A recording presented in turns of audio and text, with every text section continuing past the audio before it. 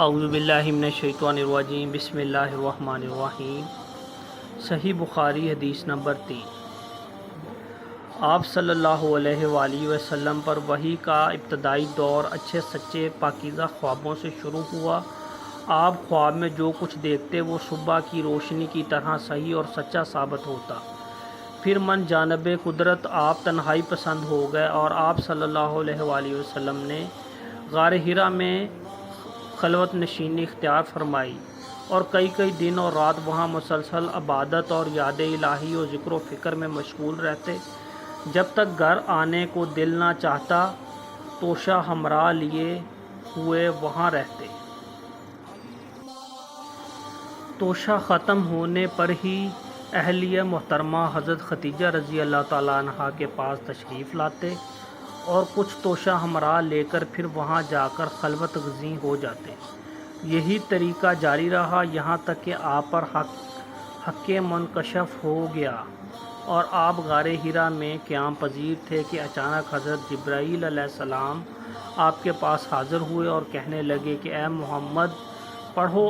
آپ فرماتے ہیں کہ میں نے کہا میں پڑھنا نہیں جانتا۔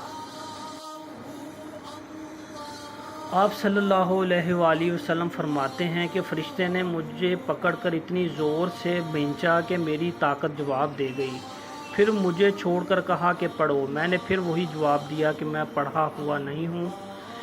اس فرشتے نے مجھ کو نہایت ہی زور سے بھینچا کہ مجھ کو سخت تکلیف محسوس ہوئی، پھر اس نے کہا کہ پڑھو۔ میں نے کہا میں پڑھا ہوا نہیں ہوں۔ فرشتے نے تیسری بار مجھ کو پکڑا اور تیسری مرتبہ پھر مجھ کو بھینچا، پھر مجھے چھوڑ دیا اور کہنے لگا کہ پڑھو اپنے رب کے نام کی مدد سے جس نے پیدا کیا اور انسان کو خون کی پھٹکی سے بنایا۔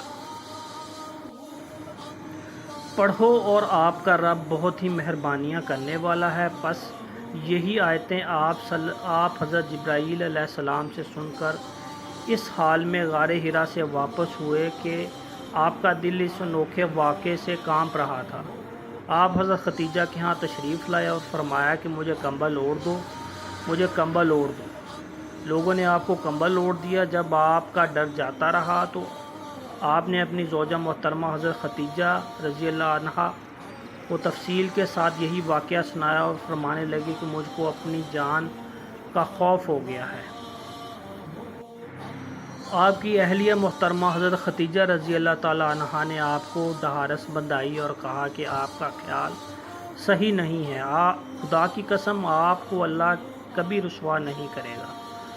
آپ تو اخلاق فاضلہ کے مالک ہیں، آپ تو کنبہ پرور ہیں، بے کسوں کا بوجھ اپنے سروں پر رکھ لیتے ہیں، مفلسوں کے لیے آپ کماتے ہیں، مہمان نوازی میں آپ بے مثال ہیں اور مشکل وقت میں آپ امر حق کا ساتھ دیتے ہیں۔ ایسے اوصاف حسنہ والا انسان یوں بے وقت ذلت و خواری کی موت نہیں پا سکتا۔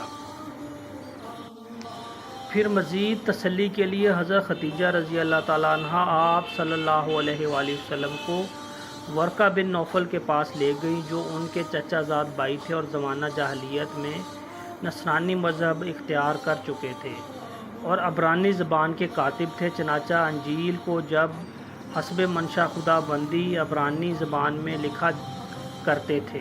انجیل سریانی زبان میں نازل ہوئی تھی، پھر اس کا ترجمہ عبرانی زبان میں ہوا۔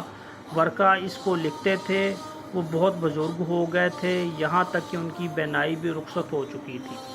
حضرت خدیجہ رضی اللہ تعالیٰ عنہا نے ان کے سامنے آپ کے حالات بیان کیے اور کہا کہ اے چچا زاد بھائی، اپنے بھتیجے محمد صلی اللہ علیہ وآلہ وسلم کی زبانی ذرا ان کی کیفیت سن لیجئے۔ وہ بولے کہ بھتیجے آپ نے جو کچھ دیکھا ہے اس کی تفصیل سناؤ۔ چنانچہ آپ صلی اللہ علیہ وآلہ وسلم نے از اول تا آخر پورا واقعہ سنایا، جسے سن کر ورقہ بے اختیار ہو کر بول اٹھے کہ یہ تو وہی ناموس معزز رازدان فرشتہ ہے جسے اللہ نے حضرت موسیٰ علیہ السلام پر وحی دے کر بھیجا تھا۔ کاش میں آپ کے اس عہد نبوت کے شروع ہونے پر جوان عمر ہوتا، کاش میں اس وقت تک زندہ رہتا جب کہ آپ کی قوم آپ کو اس شہر سے نکال دے گی۔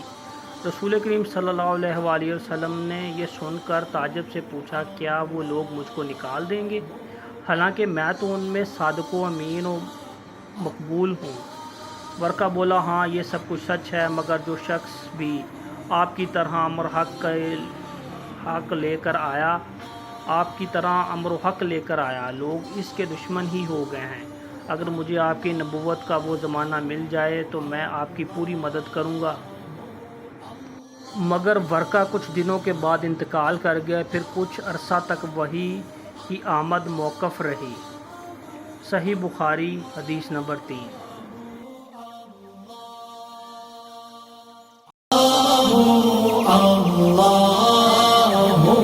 Allah